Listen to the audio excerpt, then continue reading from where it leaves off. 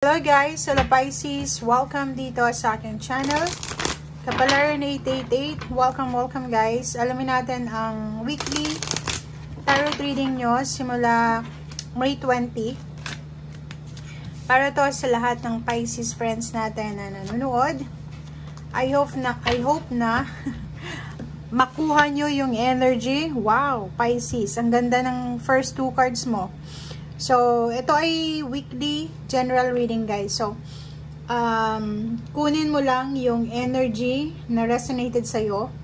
Or kunin mo yung kung alam mo na para sa'yo. Pero pag hindi naman para sa'yo, huwag mong kontrahin. Kasi kawawa naman yung iba na resonated.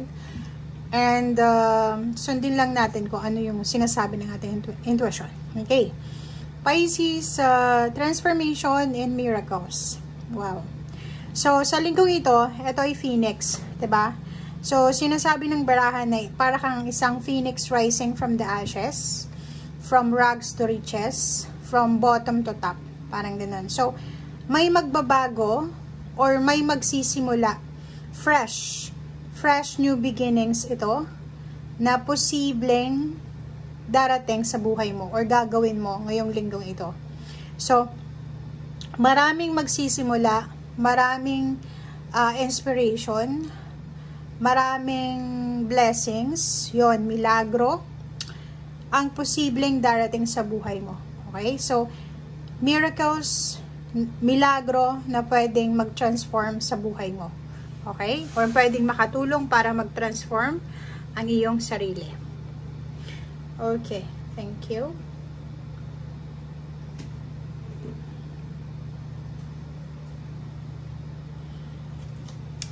Okay. Tingnan natin dito sa second deck mo.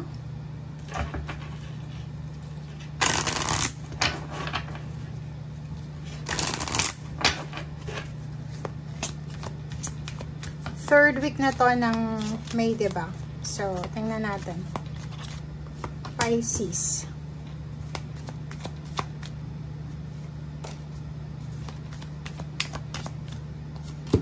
Okay. Next card natin is listening with your heart. So, sa linggong ito, sinasabi ng barahan na makinig tayo. Yun nga, hindi lang sa ating puso, kundi sa ating intuition. Okay? Makinig ka sa sinasabi ng intuition mo, Pisces, sa lahat ng mga decision making na gagawin mo or sa lahat ng mga actions na gagawin mo sa linggong ito. Make sure na puso natin ang pairalin. Okay? So, from time to time, may mga situation tayo sa buhay na utak yung pinapairal natin. But this week, sinasabi, makinig ka sa sinasabi ng iyong puso, magtiwala ka sa mga sinasabi sa'yo ng intuition mo. Okay?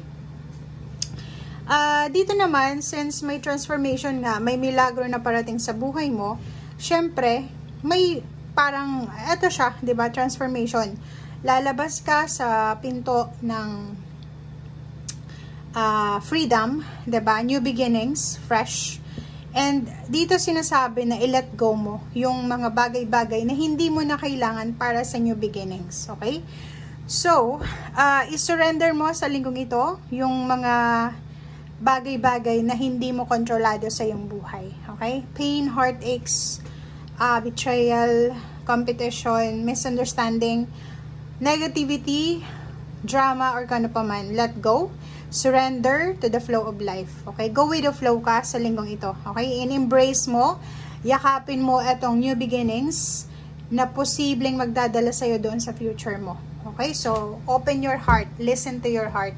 Accept. Yun ang sinasabi ng baraha.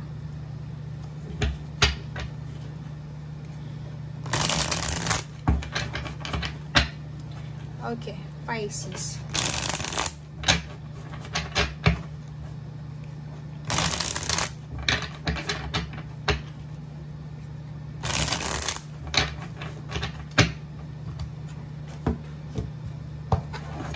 Okay, third card na tayo. Third deck is, wow, Temperance. So, ang Temperance na ito, guys, is kailangan natin to.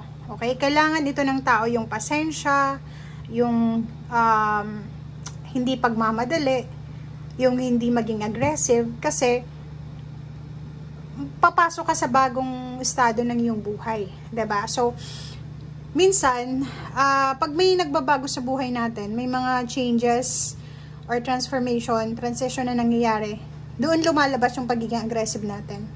Nagiging aggressive tayo sa mga decision making, sa actions, kaya lumabas itong temperance kasi sinasabi sa'yo na need mo, kailangan mo siya na kontrolin ang iyong emotion. Go with the flow lang tayo, pero yung emotion mo, kontrolin mo. Huwag tayong maging aggressive sa linggong ito.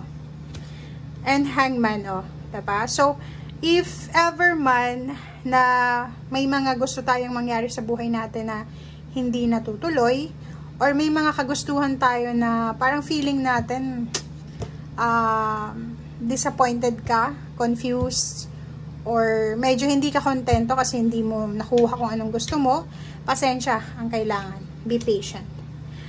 Six of Cups, pwedeng ito ay tungkol sa past. So, nakikita ko sa'yo dito, water sign Pisces, na babalikan mo siguro yung mga pain and heartaches mo, 'di ba? Yung parang babalikan mo yung panahon sa nakaraan kung bakit ka nasaktan, yung success, it's either failure, babalikan mo siya ngayong week na to. Okay? So parang magre-reminisce ka, iisipin mo, kaya pala hindi nangyari yon, kaya pala nahang, kaya pala na-delay, ganito, ganyan. Okay, so 3 of Swords, and then 8 of Pentacles. So, sinasabi ng baraha sa'yo dito na instead na mag-focus tayo doon sa pain and heartaches ng past, diba? Let go na nga, diba? Instead na mag-focus tayo sa mga nangyaring hindi pumabor sa atin, instead na mag-focus tayo dito sa mas painful na situation sa nakaraan, focus ka na lang this week sa ginagawa mo. Focus ka sa craft mo, focus ka sa strength mo, and mag-focus ka doon sa destination mo, doon sa direction na tinatahak mo. Okay? Kasi sa waste of time, kung babalikan mo pa yung mga bagay-bagay na nangyari na from your past. Sorry. Okay, so 4 of Cups. Sinasabi ng 4 of Cups sa'yo dito na posibleng this week may naghihintay sa'yo. Okay? So 44. May naghihintay sa inyo dito ng pera. Pwedeng may umutang sa'yo, may humihingi sa'yo ng pabor or kano pa man.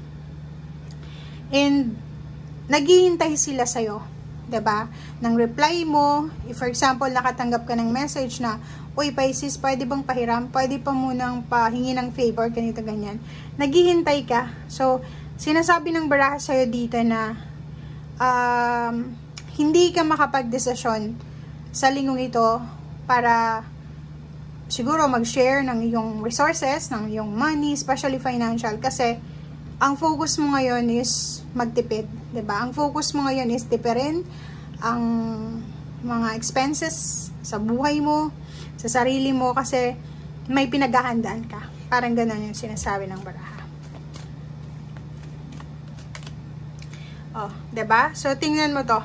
So nakikita natin dito, guys, na ang focus nyo ngayon is sa linggong ito, as much as possible, is kung halimbawa man makatanggap ka ng pera, it's either lump sum or it's either cash or kano pa man, cash na matanggap mo, ang focus mo dito is itago mo siya, 'di ba? I-save mo siya, itago mo siya, and basta lahat ng mga financial or lahat ng pera, tangible things, resources, or physical things na matatanggap mo sa linggong ito, i-impok mo siya. Okay? So, High Priestess, pakinig ka sa sinasabi ng intuition mo. Kasi yun yung sinasabi ng intuition mo. Ang sabi ng intuition mo, bawasan mo yung sobrang gastos, bawasan mo yung sobrang mga yun, aggressiveness para sa minsan, di ba, pag naboboring ka, or minsan parang feeling mo, kailangan kong bumili ng ganito, nag-hoard ka ng mga bagay-bagay, iwasan mo daw yun. Okay? Focus ka sa 4 of Pentacles. Okay? Hindi sa pagiging kuripot, kundi kailangan mo to. Kailangan mong i-secure ang iyong financial, lalo na sa panahon ngayon. Okay? So, yan guys ang sinasabi ng baraha. Maraming salamat sa panonood. Pisces, I hope na nakuha mong energy. Bye!